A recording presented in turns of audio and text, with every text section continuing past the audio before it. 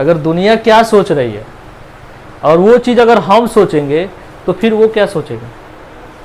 उनको भी तो सोचने के लिए समय दीजिए।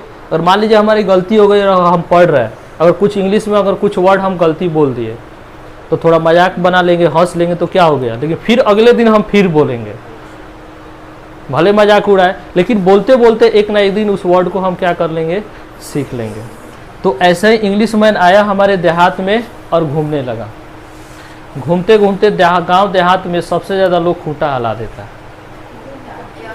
खूंटा देखो, खूंटा किसको बोलते हैं, बांस को ऐसे ठोक के खूंटा हिला देते हैं।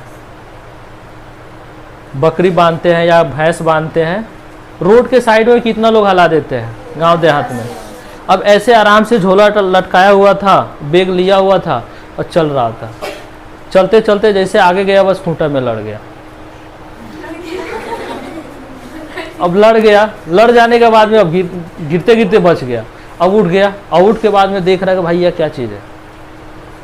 अब तो कभी देखा नहीं था खूंटा, क्या चीज़ है। फिर उसके बाद में बोलने लगा, व्हाट इज दिस। अब इंग्लिश मैंने तो इंग्लिश से बोलेगा। एक घास काट रहा था, उसको बुलाया इशारे से, कम हेयर कम हेयर। आया पास में, बोला व्हाट इज दिस।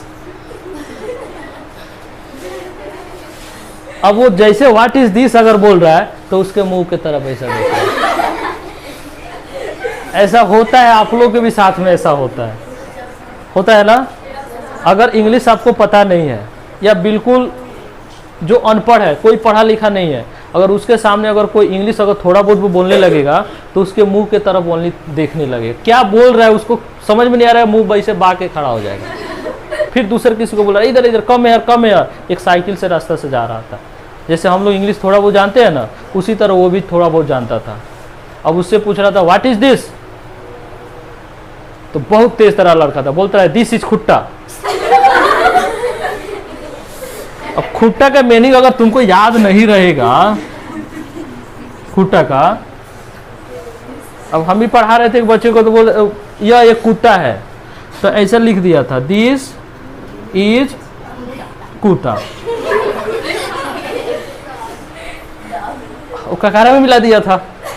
वैसे ही अब उसको खुट्टा का मीनिंग तो पता नहीं था, लेकिन ये पता था कि दिस इज लगाएंगे तो यह एक बनता है, तो बोल रहा है कि दिस इज खुट्टा। अब फिर वो सनक गया, फिर इसका माइंड घसक गया। अब बोलता है व्हाट खुट्टा व्हाट खुट्टा व्हाट खुट्टा।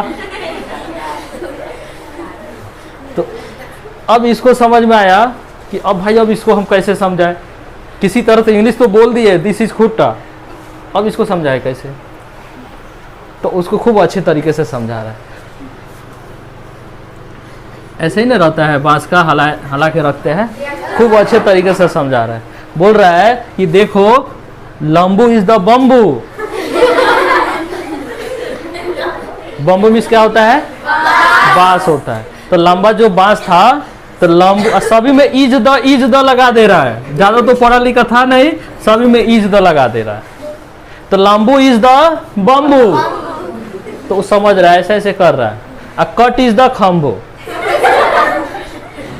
फिर उसमें इज द लगा दिया। लंबू is the bamboo, cut is the खम्बू, a guard is the land. यानी कि एक लंबा बांस है, उसको काट के खंबा बनाया गया है और जमीन में क्या किया गया है, गाड़ा गया है। ऐसे ही इंग्लिश बोल के उसको समझा दिया।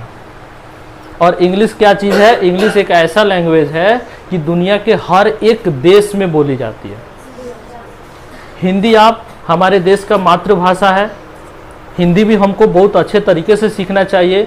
इंग्लिश तो अंग्रेजों ने आया और इंग्लिश छोड़ के चला गया, लेकिन आजकल फैशन बन गया है कि अगर इंग्लिश आप बोलिएगा तो लोग कहेगा कि बहुत पढ़ा लिखा इंसान है। अगर इंग्लिश नहीं बोलिएगा तो पढ़ा लिखा इंसान नहीं समझेगा।